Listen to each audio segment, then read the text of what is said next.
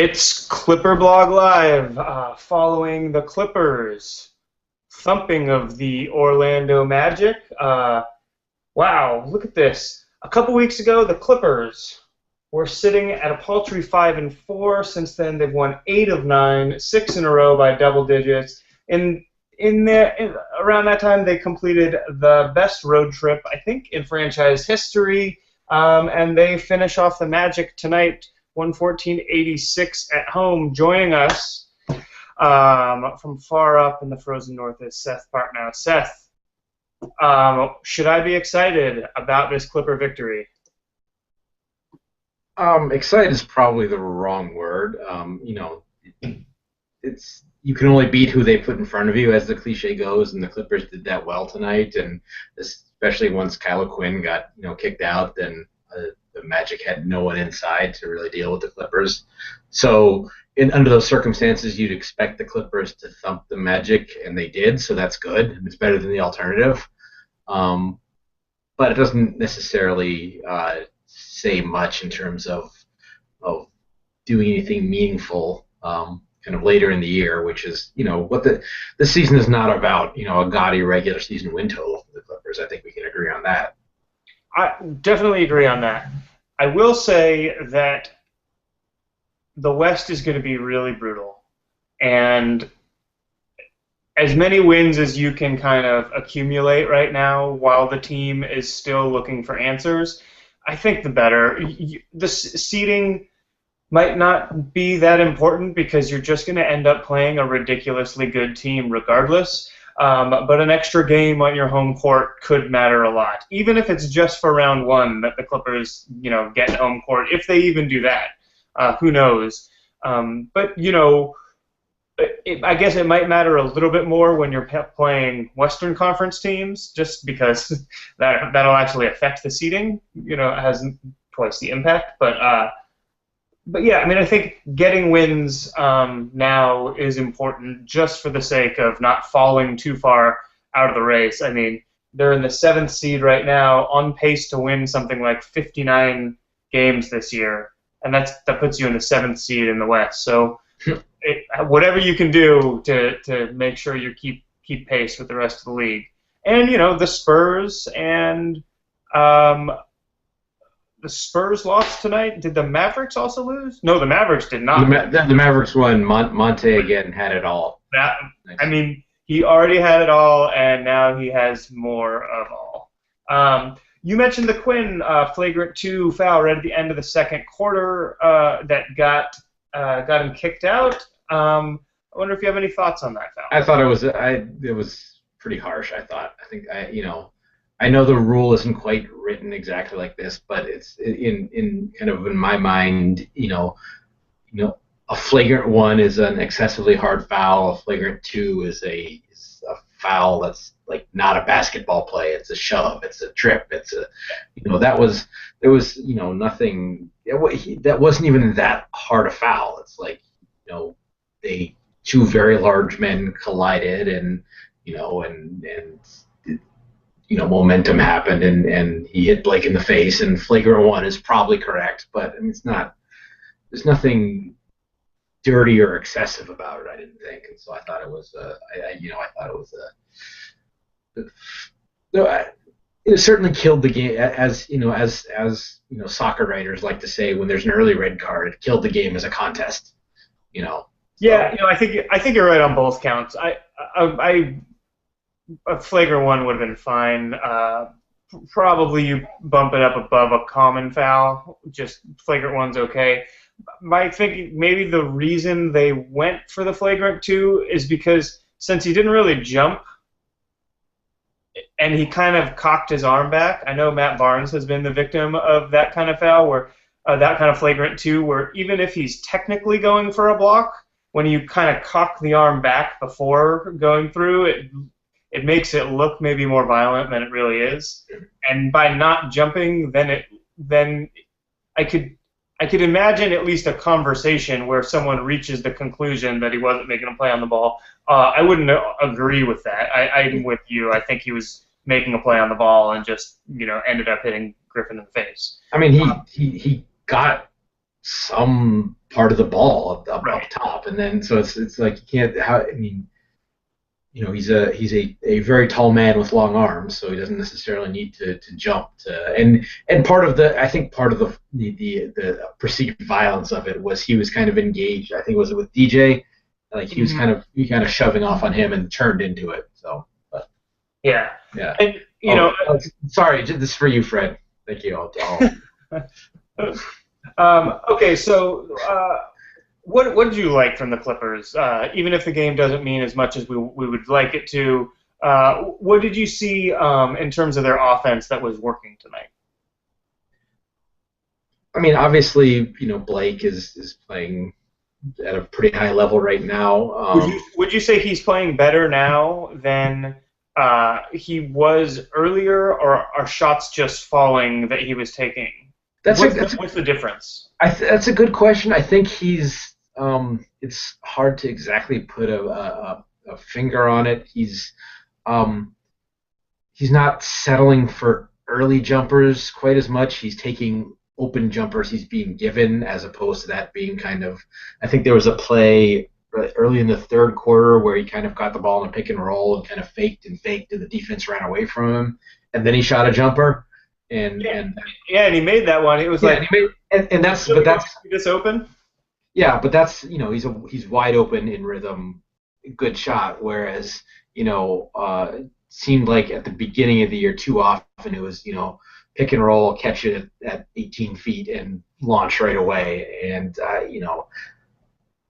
and some of those ended up being tougher just because he hadn't done anything to move the defense around and stuff like that. So I think maybe a little bit more I don't know if patience is the right word, but it seems like it's working a little bit better, and that's fine.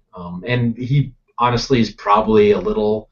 I mean, he was sick early in the year, and maybe the back was still bothering him, and he maybe looks a little bit healthier.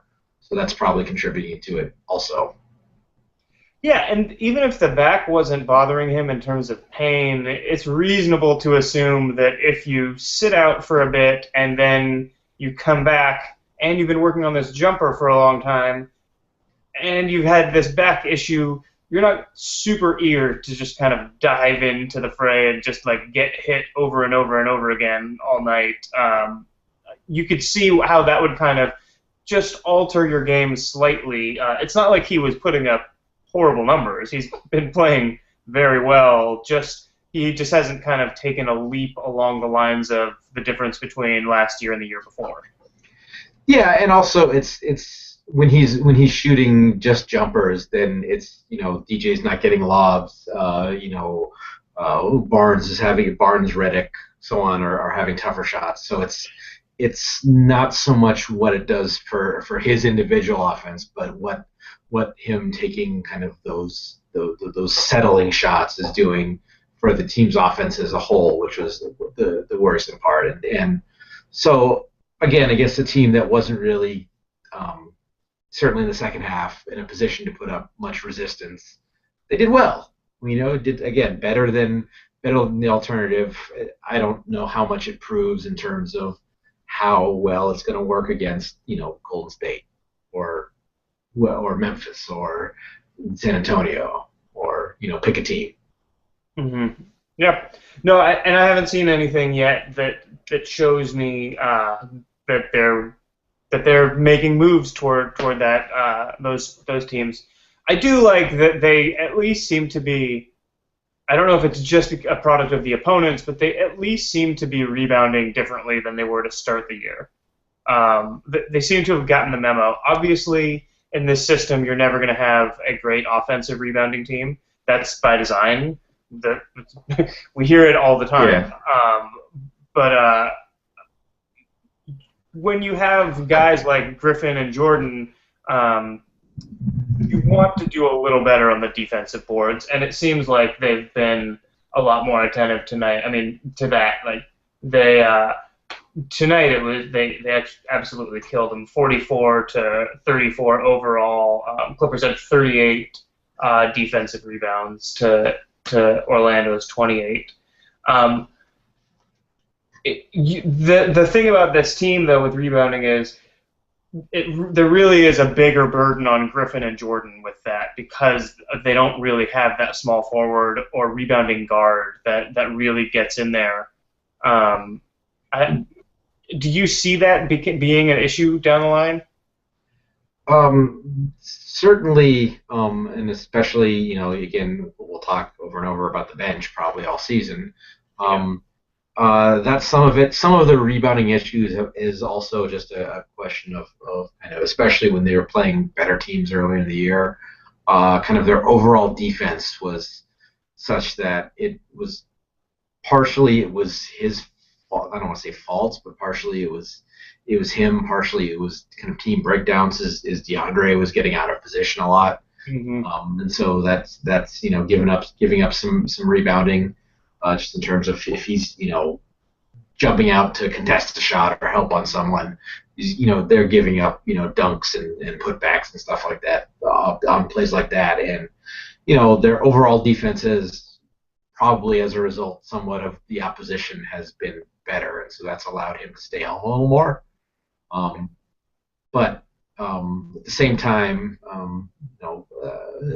you'd like to see Blake probably needs to do better on the just a little bit better on the defensive backboard. I was actually just looking it up. He's career low in defensive rebound percentage, and that's not the be all end all, but especially as you said when they don't have big rebounders on the wings, Mm-hmm. he's got to do more there. And the offensive rebounding that's kind of one of the things that as he becomes more of a jump shooter, that's something that's being set. Even system wise, they're not going to never going to get a ton, but they're getting even fewer as way fewer if he's 17 feet away. Yeah. It seems pretty clear. That would Yeah. happen. Okay, quick question. What do you think was a bigger threat to the game for the Clippers when the game actually was in question?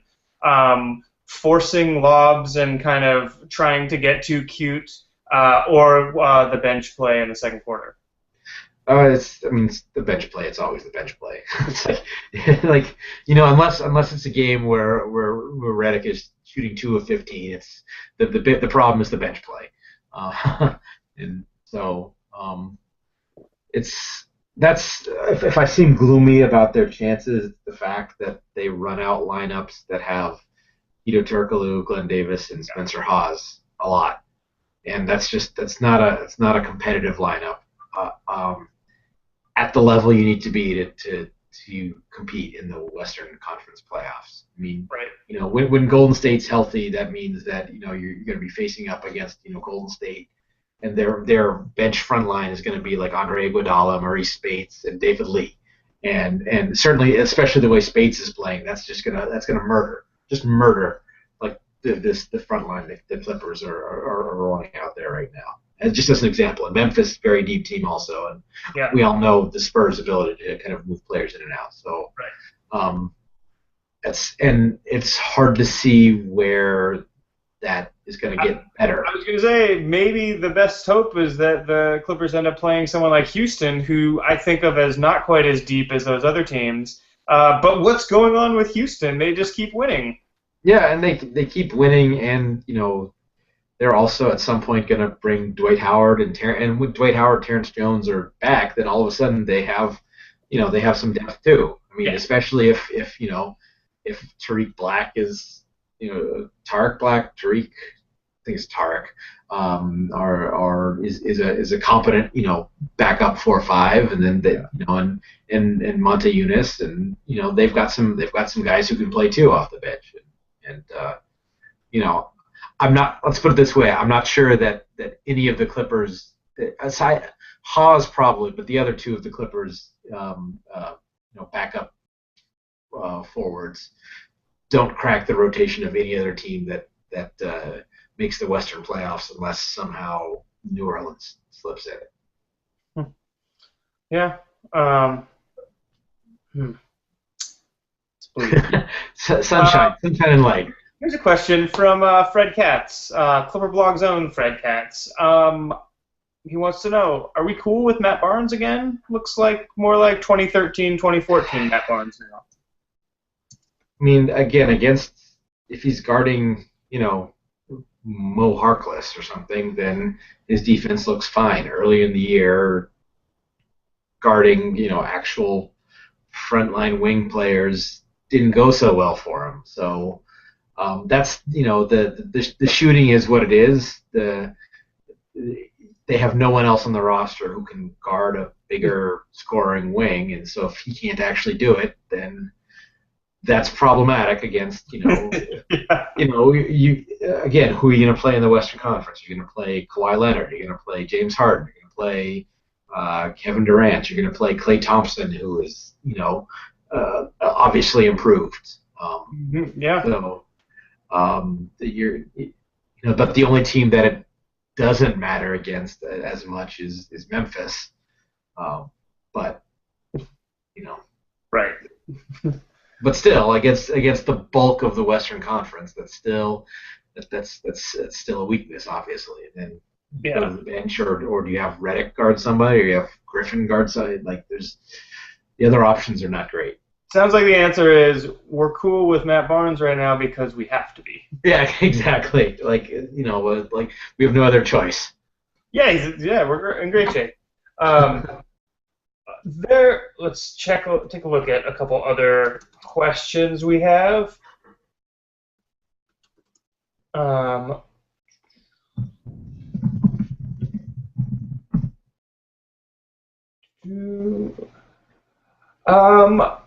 we got our first C.J. Wilcox sighting tonight. Just kind of general question from Alfredo Rodriguez about C.J. Wilcox. What have we seen from him? What can we expect from him, if anything? What do we want out of him? What's there, Seth? KJ McDaniels looked great tonight. Well, that's not who we're talking about. We're talking about CJ. Okay. Yeah. Yeah. That's the pick that we all kind of wanted to see at the time. I'm glad you brought that up because I hadn't felt depressed about KJ. sadness about this team for a little while because of the win streak. KJ McDaniels is not on the team. Yeah, no, but he could have been. And that's what I have to say about C.J. Wilcox. Like he's not KJ McDaniels, and he should be, or it should be in that spot. And that's this is in hindsight. This is something that we were all saying at the time. And we're talking about an athletic wing defender. Yeah. Yeah. Omeo Magic wants to know if we've been too quick to dismiss the fact that the Clippers haven't lost yet to a team below 500. You touched on this a bit when we started. I mean, it's good. It's better than losing to below 500 teams, but you're not going to face any below 500 teams in the playoffs. Sure. Well, not in the Western Conference playoffs. I mean, unless realignment, somehow. Oh my God. Then you get a nice first round matchup with Brooklyn or something. Be the east side of Los Angeles team, and somehow that could get them in the Eastern Conference. They would have a great playoffs. They play the Lakers in the first round. Yes. In the Los Angeles Conference. Yeah. I would take the Clippers in that matchup. Just, Yeah, but don't sleep on those Lakers. They're turning heads. Burnishing my credentials as a confirmed Laker hater, which, I am. I'm not rational about the Lakers. I dislike them. So, anyway, just wanted to clear that up in case it's not obvious. Chinese League superstar Mullins wants to know, is it a coincidence? He's saying that he's thinking Jamal Crawford might be the most expendable person on the team. I don't know if I'd describe Crawford as expendable, but in terms of someone that the Clippers would be able to trade, would you see him as a candidate? I don't like to speculate too much on who might be traded at what point, but he was thinking for someone in the mold of Wilson Chandler. Was that a thing? I mean, that's something I think Kevin Arnovitz talked about that on his either on his podcast or when he was on with Zach Lowe or something. And that's the kind of move that makes sense. I've always been a Wilson Chandler fan, though. For what the Clippers need, I would aim a little higher. Though again, I mean, Chandler's been playing better as everyone else on Denver has been playing better, so maybe. I don't know. I mean, I don't know if Yeah, Denver that does that that. might have been a lot more viable when we were thinking about Denver as just a season-long dumpster fire, Yeah, and not yeah, this kind of uh, a scrappy team that's pulling it together and feisty. winning the hearts and minds of. Yeah, yeah. So it's that by the way makes her just no. They were just abject for and like like if you wanted to look at a team that early in the season looked like they had quit on their coach, it was them. But now they seem to be playing their butts off for him. So who knows? Who know the magic of a team meeting, I guess, or the magic of Kevin's very well reported piece on them. And that seems to have been that seems to have I don't want to say spurred them, but it seems to have It's galvanized them. nobody believed in us. No one believes in us. Like our backs are against the wall, and we got something to prove. That's how it works, right? That's how Yeah, professional sports yeah, works. Is you need to get thoroughly chided in the right. media or you need someone to say you can't do it because nobody thought we could do it. And they are on track to get the strong 10th seed now. So Hey, hey, you know, that would be like the 5 seed in the East. yeah. No, but to finish up on, I mean, the larger point is about guys who are have a combination of you know of non-essentialness to the team and also would possibly bring something back in a trade. I mean, I think that's where you look at the roster and Crawford is basically Crawford and maybe DeAndre, depending on what you think about his value with his impending contract situation and his essentialness to the team, which um, Right. Well, opinions may differ, but right. Yeah. I mean, in terms of his essentialness this year to the team, it would be you'd need to be getting a whole lot back for DeAndre Jordan being involved in the trade, and you're changing the dynamic of the team. yeah, I mean, you're suddenly looking at contracts and things like that as over the long term and not this year. yeah. Um, Jamal is the only person who could have value to another team and would be tradable in terms of not totally disrupting what the Clippers do, but they still clearly need him right now. So that's why it's so.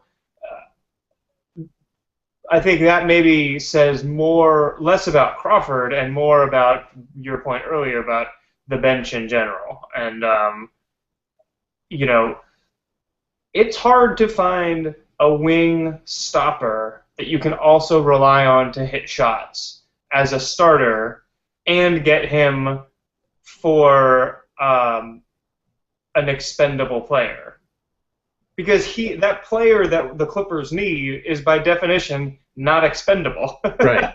I mean, and to some degree, I mean, with Denver being frisky, that kind of maybe takes Wilson Chandler off the market a little bit. With the Bucks being good, that takes Chris Middleton off the market. So maybe I mean, is Orlando ready to give up on Mo Harkless, who sort of kind of fits that role? I mean, Gerald Henderson, the contract is going to be tough. And yeah, I don't think trading Crawford for Henderson, which I think works dollars wise, I don't think that is a net upgrade, uh, even to the degree to which it's filling kind of that need. It leaves another need behind. So just looking at kind of who's out there. Who's out there. I mean, maybe Corey Brewer's available cheap when Kevin Martin comes back for the Timberwolves, but Yeah, but the idea of losing Jamal Crawford and getting Corey Brewer yeah, isn't super encouraging. right. Here's the kind of optimist view, and it's probably the naive optimist view, but the Clippers ran the most efficient offense in the league last year. They started off the year having their offense look really stagnant. Um, the defense was abysmal. The defense seems to be slowly getting better, but it might be getting bolstered by them playing a bunch of bad teams. Be all that as it may, if the Clippers can kind of rekindle that spark on offense and really kind of get that mojo going back again, and part of that could be the change in play of Blake Griffin, not just making shots, but you know, being an unpredictable player for defenses, then I don't know, they become a much more interesting team, and maybe we're not thinking about like what kind of trade can the Clippers make to kind of save their season, and what can they do with the pieces we have. I don't know. I mean, save the season is maybe it's too dramatic. It's just in terms of you look at the bar that's been set for the class of the Western Conference, and Yeah. and it's not, again, it's not winning 58 games is whatever. It's making the Western Conference and hopefully winning the Western Conference Finals. I mean, that's the team's window is now. Chris Paul does not have that much longer Right. as an as an elite point guard. So, the window is this year and next year. And It sounds like the view through the window might be clearest when dealing with luxury tax implications and just biting that bullet. But I don't think that is happening in this league. There's just too punitive. Well, no, and they're mid-season. Oh, and they're, I mean, they are hard capped. So I mean, with the Hawes signing, they're hard capped at 81-1 or something like that. Yeah. So it's right. It's not that even if they wanted to, even if Ballmer wanted to, go the Prokhorov route and spend $200 million all in on the team, they can't by way of league rules. Right. And so it's not the saving the season. It's just being realistic about going up against a team like the Warriors, the Grizzlies, the Spurs, what have you.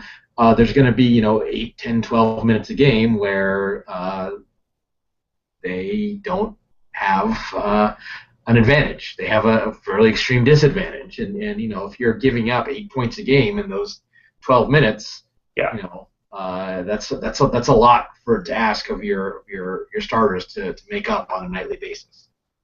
So and that's, again, games against Orlando don't tell us anything about that. Right. Yes, I'm looking past tonight's opponent because they're not the opponent that matters.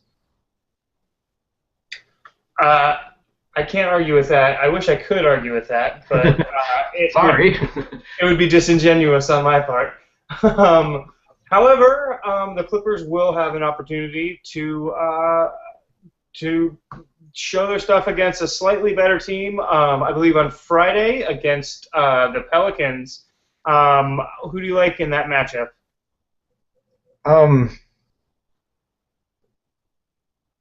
It's tough to say. The Pelicans are actually almost a more extreme version of the Clippers in that, I mentioned it earlier. I mean, you talk about a team that has some issues with depth. It's them. I mean, they have 4 starters and Ryan Anderson off the bench who are competent, and everyone else is the concept of replacement level is odd in the NBA, but that's they've got the NBA equivalent of dudes off the street, making up the rest of their rotation. So, but you talk about Davis and Ashik and Anderson and Holiday and Evans, and that's 5 pretty good players, especially where the guy who's been the best player in the league so far this season is one of those players. So I'm not saying Anthony Davis is going to win the MVP because I think they probably need to make the playoffs for that to happen. But it's kind of hard to. I think it's hard to argue that he's been like right up there with the best players in the league so far this year. They just don't have enough help for him. But he's been so good that on any given night, he can go for 30, 15, and 7 blocks, and then what do you do? Yeah. It's incredible. And we'll get to see a little bit of that in a couple of nights. For Seth Partnow, I'm Patrick James. Hope you guys enjoyed the Clippers' victory over the Magic. We're going to call it a night, and we will see you again soon.